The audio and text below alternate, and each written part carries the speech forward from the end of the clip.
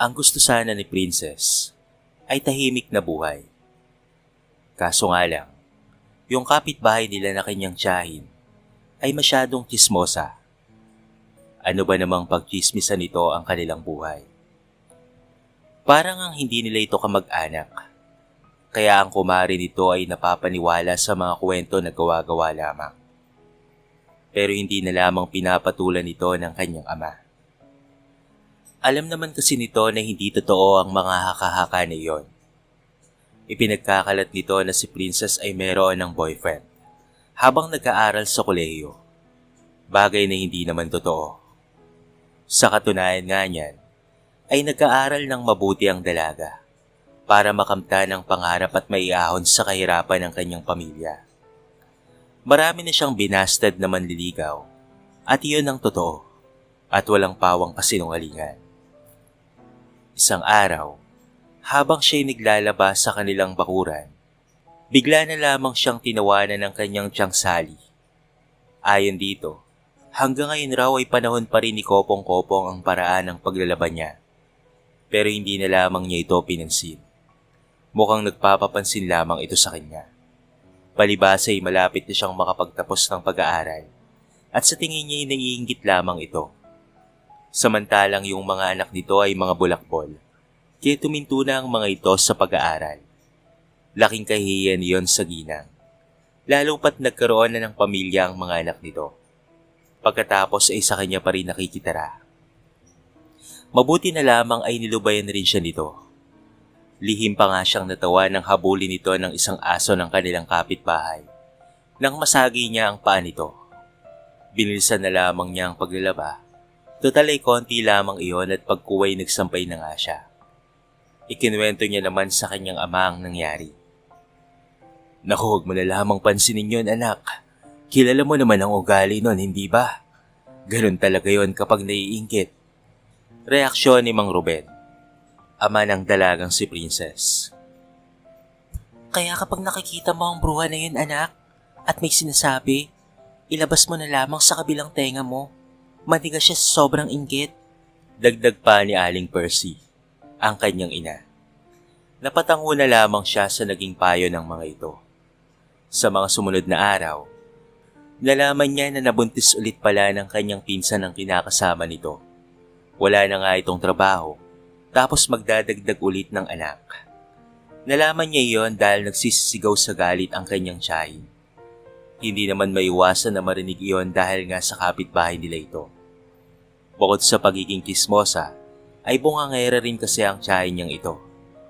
Kaya naman napapailing na lamang si Princess. Nagkaroon na nga ng pagkakamali ang kanyang pinsan, ay dinagdagan pa nito. Mabuti sana kung nakakatulong ito sa kanyang tita Sally. Subalit hindi, at dagdag pabigat pa. Sa loob-loob ni Princess, mas lalo siyang pag-iinita ng kanyang tiyahin dahil hindi siya naliligaw ng landas gaya ng mga pinsan niya. Gusto kasi siya nitong makitang bumagsak dahil sa inggit. Samantalang silang pamilya, gusto rin namang masilayan na makaahon mula sa kahirapan si Sally at ang pamilya nito. Kaya hindi rin sila natutuwa sa kung ano ang kalagayan ng buhay ng mga ito. Ang kinakainis lamang nila ay yung paraan ng paninira nito laban sa kanilang pamilya. Maraming sinasabi na pawang walang katotohanan. Samantala, habang nasa eskwelahan si Princess, ay bigla pa naman siyang nilapitan ni Borge. Kilala niya ito na mayroong pagtingin sa kanya. At the same time, ay nanliligaw ito sa kanya. Kamusta ka na, Princess? Tanong ni Borge. Ayos lang naman. Teka, Borge, may kailangan ka ba? Grabe ka naman. Sa gwapo kong ito, iniiwasan mo ko. Wika ng mayabang na binata. Kaya naman napailing-iling na lamang siya at hindi na ito pinansin pa. Kilala rin kasi itong bully sa kanilang classroom. Hindi niya alam kung totoo ba ang feelings nito para sa kanya o sadyang pinagtitripan lamang siya. Saka wala pa siyang balak na magka-boyfriend dahil siya ay nag-aaral pa. Pero dumating ang hindi inaasahan kung saan ay bigla siyang isa-set up ng binata. Paano ba naman kasi? Noong uwian na ay napadaan siya sa isang eskinita. Hindi niya inaasahan na susundan siya doon ni Borge. Bigla ba naman siya nitong hinatak at isinandal sa padera. At noong nagtatangka na itong halikan siya, ay bigla niya na lamang itong binayagan at siya ay tumakbo papalayo. Sa sobrang daing ng binata ay hindi na ito nakahabol pa sa kanya. Sobra itong nasaktan sa kanyang ginawa. Sinabi naman niya ni Princess sa kanyang mga magulang, kaya naman galit na galit ang mga ito. Nilusob pa nga ng mga ito ang bahay ng binata. Pero laking dismay nila nang wala roon itong si Borge. Ang sabi naman ng mga magulang nito, hindi pa raw ito nakakauwi sa kanila. Kaya naman nagbanta na lamang ang mga magulang ni Princess. Kapag nakita nila ito, ay papakulong nila si Borge dahil sa pambabastos at pagtatangka nito para kay Princess. Sinabihan naman sila ng mga magulang ni Borge na huwag magpadalos-dalos dahil baka hindi naman totoo ang sinasabi ng dalaga. Tinawanan na lamang ito ni Princess. Halata kasi na talagang pinagtatakpan lamang ng mga ito ang kanilang anak. Baka nga tinatago lang nila ito sa likod ng kanilang bahay. Pero ayos na yon para sa kanyang mga magulang. Dahil ang mahalaga ay napagsabihan na nila ang mga magulang nitong si Borge. Binili na ni Princess ang mga ito na kapag naulit pa yon, ay talagang ipupursige nila na ito ay makulong. Kaya naman napatago-tango na lamang sa kanya ang mga magulang ng binatang si Borge. Sa mga sumunod na araw, habang nagdodrawing siya sa hallway ng building ng kanilang school dahil wala pang professor, ay bigla na lamang siyang ulit nilapitan ni Borge. Sumbongera na piling maganda. May oras ka rin sa aking hayop kung babae ka. Wika ni Borge at nagbabanta ito sa kanya. Agad rin naman itong umalis sa kanyang harapan. Kaya naman dito siya nahulog sa malalim na pag-iisip. Ano kaya ang gagawin dito sa kanya? Malalagay kaya sa panganib ang kanyang buhay? Kaya naman sa bandang huli, napagpasyahan niya na paghandaan na lamang niya ito. At kung mapatunayan niya talagang meron itong masamang gagawin sa kanya, talaga namang may kalalagyan ito sa batas. Pabuti na lamang lumipas ang mga araw at linggo, wala naman itong ginagawang masama. Maliban na lamang na nahuli niya itong tumitingin ng masama sa kanya. Pero kahit ganoon, ay hindi siya natatakot sa lalaking ito. Subalit hindi naman siya nakaligtas sa mga mata ng tiyahin. Noon kasing mainit ang panahon, ay nagsuot siya ng short. Nakasanayan na kasi nito na hindi siya nagsusuot ng ganoong klase. At sa halip ay puro palda lamang na mahaba. Ano ba namang sinabihan siya nito na malandiraw at parang isang bayarang babae. Samantalang mahaba naman ang suot niyang salawan. Kaya naman sa loob-loob niya, ay talagang kumukulo lamang ang dugo nito sa tuwing siya ay nasisilayan. Siya nga ay nagsusuot ng maikling short Samantalang si Princess naman, ay mahaba-habang short ang suot nito. Kung tutuusin ay ang anak nga nitong babae halos lumuwa na ang dibdib dahil sa suot nitong damit. Hindi naman niya pinapakialaman. Pero gaya nga ng payo ng kanyang ama't ina, hindi niya na lamang ito pinansin pa. Bumili lamang siya sa tindahan ng mantika at toyo. At nang masilayan siya nito, ano ba namang ganoon kaagad ang sinabi nito? Masyado talagang mapanghusga ang kanyang tita. Hindi man lamang nito magawang suriin ang sariling baho. Dito niya naisip na ganoon nga talaga ang mga mapanghusga. Kaligayahan na ng mga ito na mamuna ng ibang tao.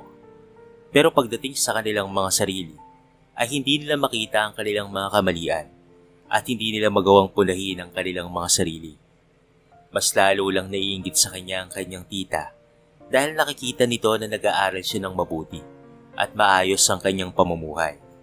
Samantalang yung mga anak nito ay puro walang silbi at puro mga pabigat sa kanya.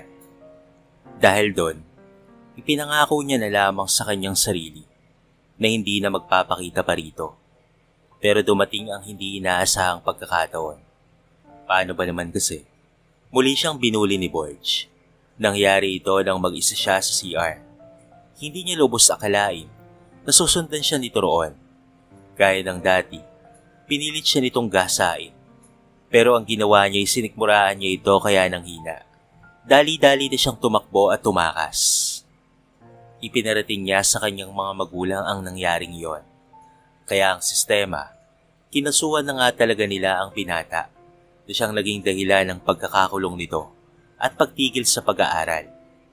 At magmula nga niyon, nakapag-aral na ng mabuti itong si Princess. Ang kaso nga lang ay maraming nagalit sa kanya na mga kapwa niya mag-aaral. Marami kasing nagkakagustong babae kay Borge. Hindi ang mga ito sang-ayon sa pagkakakulong nito. Sabi ba naman ng mga ito, pakipot pa raw siya, ang gwapo-gwapo naman ang lumalapit sa kanya. Pero syempre, si Princess ay napapailing na lamang. Hindi naman kasi paglalandi ang ipinunta niya sa paaralan, kung hindi pag-aaral ng mabuti. Kaya't nasasabi yon ng ilan sa kanyang mga kamag-aral, dahil tamad ang mga itong mag-aral at puro pagbubulakbol rin ang ginagawa. Mga gimikera at mga walang pagpapahalaga sa pagpapaaral sa kanila ng kanilang mga magulang. Kaya naman sa tuwing naririnig niya ang mga katagang iyon, ipinapasok niya na lamang sa kanyang kaliwang tenga at inilalabas sa kanan. Hindi naman kasi iyon magiging hadlang sa kanya upang makamit ang kanyang mga pangarap. Itinuturing niya ang kanyang tita Sally na isa lamang challenge sa kanyang tagumpay, maging sa kanyang buhay. Hindi siya nagtatanim ng sama ng loob rito sa lahat ng mga sinasabi nito sa kanya, maging ng mga ibang taong nang lalait at nang aalipusta sa kanya. Dumating ang panahon kung saan releasing na ng kanilang card. Nasilayan ni Princess na malaki ang nakuha niyang grado, kaya naman binanggit iyon ni Princess sa kanyang mga magulang. At dahil sa sobrang tuwa pa ng mga ito, ay naghanda sila. Bumili pa ng baboy ang kanyang ama. Ito nang nagkatay at pagkuway ginawang lechon. Nag-video okay silang mag-anak, pero hindi yon nagustuhan ng kanyang tita Sally. Ano ba namang bigla sila nitong binulyawan? Pero ang tugon ng ama ni Princess, hindi pa naman raw gabi para magreklamo ito. Tanghaling tapat pa lang naman ang mga oras na yon. Kaya naman hindi na lamang nila ito pinansin. Nagpatuloy lamang sila sa kanilang kasiyahan. May mga bisita rin silang ilang mga kaibigan, mga kamag-anak, at maging mga kapitbahay. Inimbitahan naman nila itong si Tita Sally nila, subalit hindi naman ito pupunta, sapagkat alam nilang malaki ang galit nito sa kanila.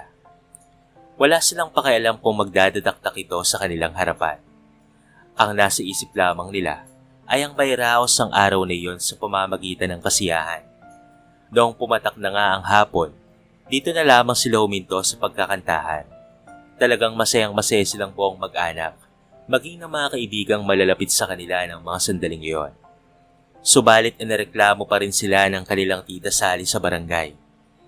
Hinarap naman nila ito at nagdahilan ng tama. Mabuti na lamang sa bandang huli, nagkaroon ng pag-aayos sa pagitan nilang dalawa. Pero hetong si Sally, parang napilitan lang makipag-ayos. Subalit ayos lang iyon. Sa tingin ni Princess, hindi na talaga nila makakasundo pa ang babaeng ito hanggat meron itong inggit sa katawan. Isang araw, habang nasa paaralan itong si Princess, ay bigla na lamang merong humarang sa kanyang nilalakaran. Nang ito ay kanyang masipat, nalaman niyang ito pala ay si Shelly, ang babae na merong pagtingin kay Borge. Batid niyang galit na galit ito sa kanya dahil sa pinukulong niya ang binata. Hoy babae, babaeng pabebe, kunwari ka pa na ayaw mo kay Borge, pinakulong mo pa siya. Ang gwapo-gwapo na nga nang lumalapit sa'yo ayaw mo ba? Ano ka, ginto? Wika nito sa kanya. Dahil sa sinabi nitong si Shelly sa kanya, ay napiko na lamang roon si Princess.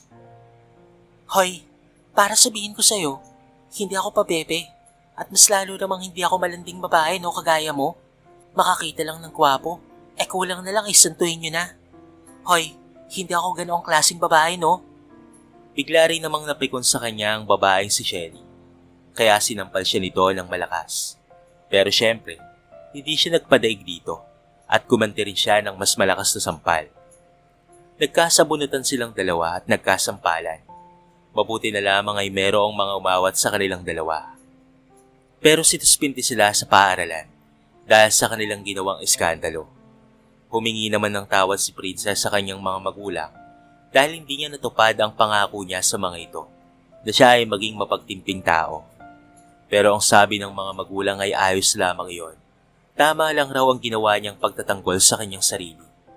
Ang bawat tao rin kasi ay nauubusan ng pasensya. Kaya naman nangako na lamang siya sa kanyang ama't ina na hindi niya na iyon uulitin pa. Lalo na't ayaw niya na rin namang magkaproblema pa sa paaralan. Bumilang ng 2 linggo bago siya makabalik sa kanilang eskwelahan. Nangako pa siya sa mga may katungkulan roon na hindi niya nauulitin ang bagay na iyon. Mabuti na lamang ay nabalitaan niya rin na tuluyan nang huminto sa pag-aaral itong si Shelly. Ito na ang kanyang panahon dahil wala nang sagabal sa kanya. At gaya nga ng dati, pinagputihan ni Princess ang kanyang pag-aaral. Kaya naman muli siyang nakakamit ng mataas na grado. Dahil doon, muli na namang nagdiwang ang kanyang pamilya. Nariyang naghanda sila ng marami at muli silang nag-videoke. Naputo lamang ang kanilang kasiyahan nang merong bumato sa kanilang bubungan. Malaking bato ang tumama sa kanilang bubong na talaga namang nagpawindang sa buong kabahayan. Kaya naman nilabas ito ng ama ni Princess. Kinumpronta nito ang sariling kapatid. Muli na namang nagreklamo si Sally na ang ingay-ingay raw ng kanilang pamilya. Parang wala raw silang pakialam sa mga kapitbahay. Sinagot naman ito ng ama ni Princess na maaga pa naman at tanghaling tapat. Pero hindi iyon inintindi ng tiyang Sally niya. Muli ay dumampot ito ng bato at pinagbabato ang kanilang bubungan. Kaya naman hindi na nakapagtimpi pa ang kanyang ama. Nasampal niya ng pagkalakas-lakas ang sariling kapatid. Pero nagbanta ito na kakasuhan siya ng physical injury. Sa ginawang pananakit nito sa kanya, natigilan naman si Mang Ruben. Sa sobrang galit niya kasi, ay lumapat ang kamay niya sa kanyang kapatid. Pero minarapat niya na lamang na hindi na humingi ng tawad o paumanhinman dahil karapat-dapat lamang iyon para sa kanya. Subalit hindi nga nagbibiro si Aling Sally sa kanyang naging pagbabanta. Paano ba naman? Kinasuhan talaga siya nito. At the same time, ay naipakulong pa. Hindi rin ito tumanggap ng bayad, kapalit ng kalayaan ni Mang Ruben. Kaya naman talagang hindi na nakalabas pa itong si Mang Ruben. Ikinalungkot naman iyon ng sobra ni Princess at pati na rin ang kanyang buong pamilya. Ilang beses na rin lumapit si Princess sa tiyahin niya para kumbinsihin na palayain na ang kanyang ama. Subalit palagi na lamang siya nitong pinagtatabuyan at nilalait-lait pa. Pero sa kabila nito, hindi pa rin siya nawawalan ng pag-asa na mapapatawad nito ang kanyang ama. Kaya naman araw-araw siyang lumalapit rito, ngunit hindi niya inaasahan ang sasabihin nito sa kanya. Sige, papatawarin ko na ang iyong ama at hindi ko na itutuloy ang kaso sa kanya. Pero sa isang kondisyon. Sambit ng kanyang tiyang Sally. Ano po yun, Tita Sally? Isang kondisyon lamang, Princess. Ito ay ang huminto ka sa pag-aaral mo. Dahil sa narinig ni Princess, ay talaga namang nanlaki ang kanyang mga mata. Pero tita, may pangarap po ako sa buhay. Bakit ko naman po gagawin iyon? Napakamot na lamang sa ulo ang Gina habang naiinis nitong sinambit ang mga katagang. Ang kulit mo ring hayop ka no? Anong gusto mo? Susundin mo ako o habang buhay na makukulong ang tatay mo? Kaya naman sa sobrang gulo ng isip ni Princess, ay naisangguni niya sa kanyang ina ang pinagsasabi nito. Tumalim ang mga mata ni Aling Percy sa mga sinabi ni Princess sa kanya.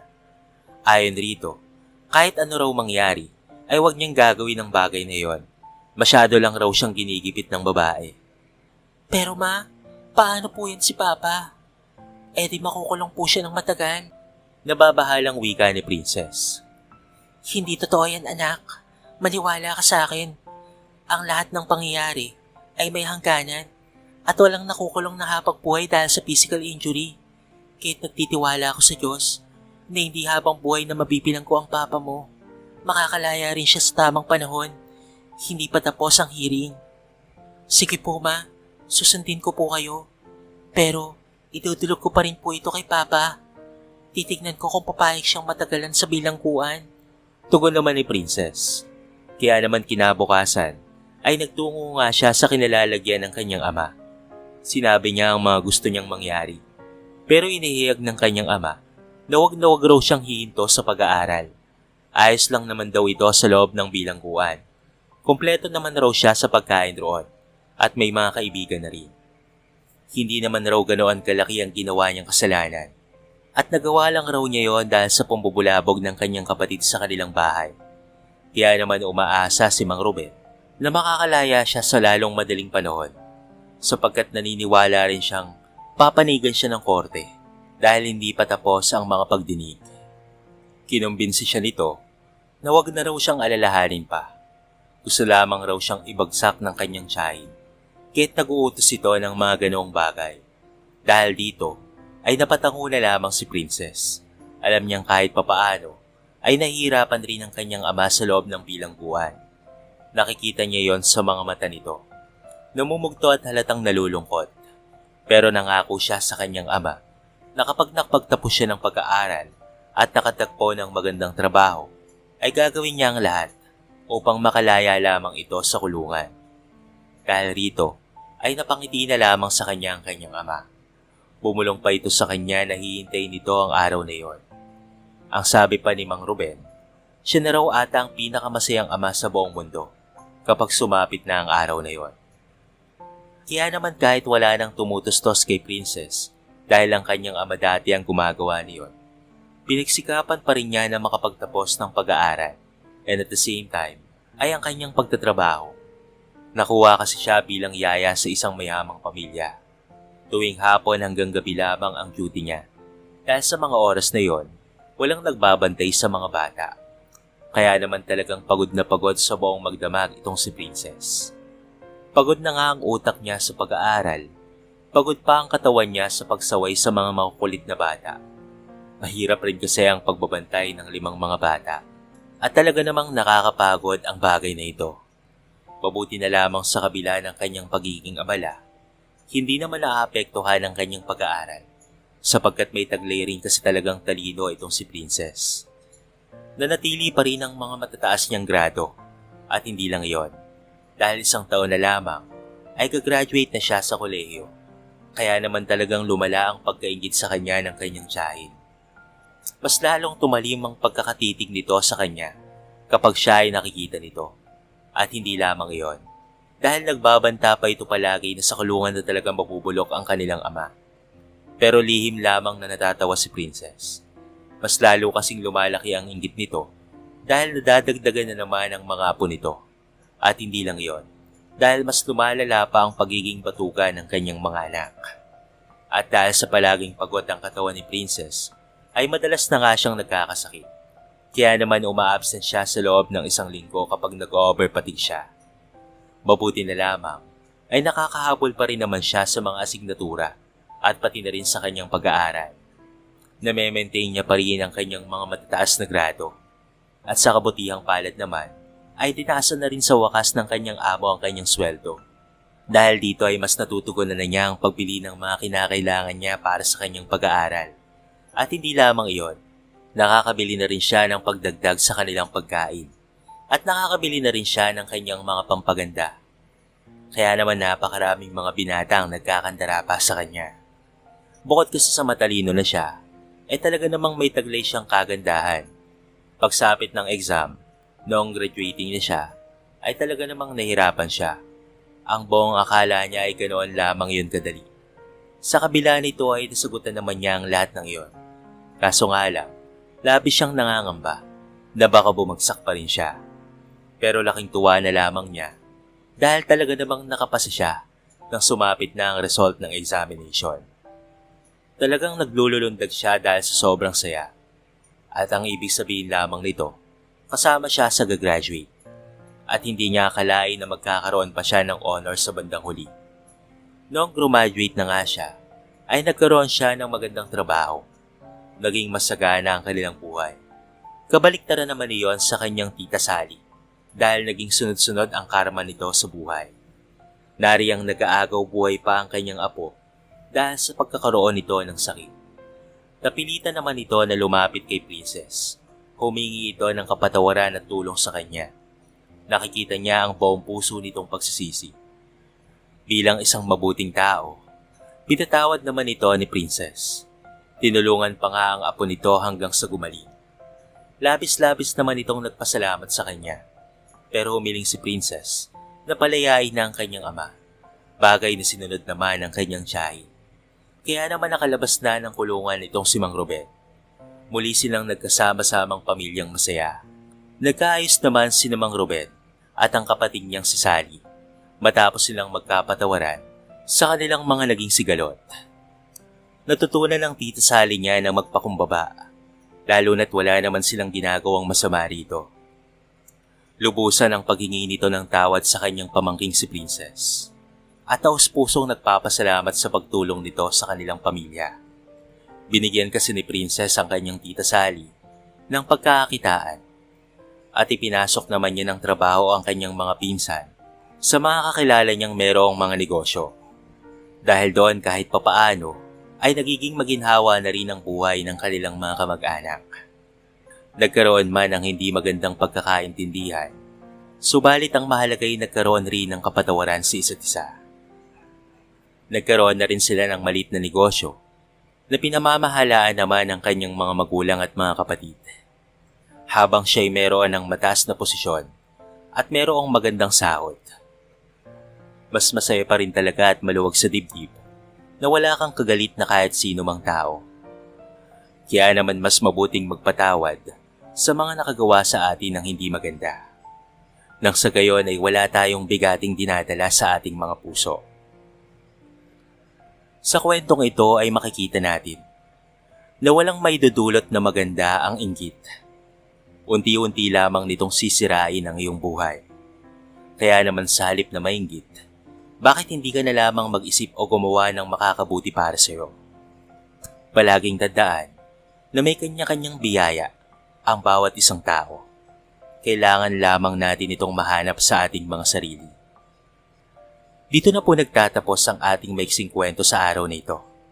Kayo kabarangay, anong masasabi niyo sa ating kwento? I-comment niyo naman sa baba ang inyong mga reaksyon at babasahin natin ang lahat ng yan. So paano mga kabarangay? Hanggang sa muli, thank you so much and peace out.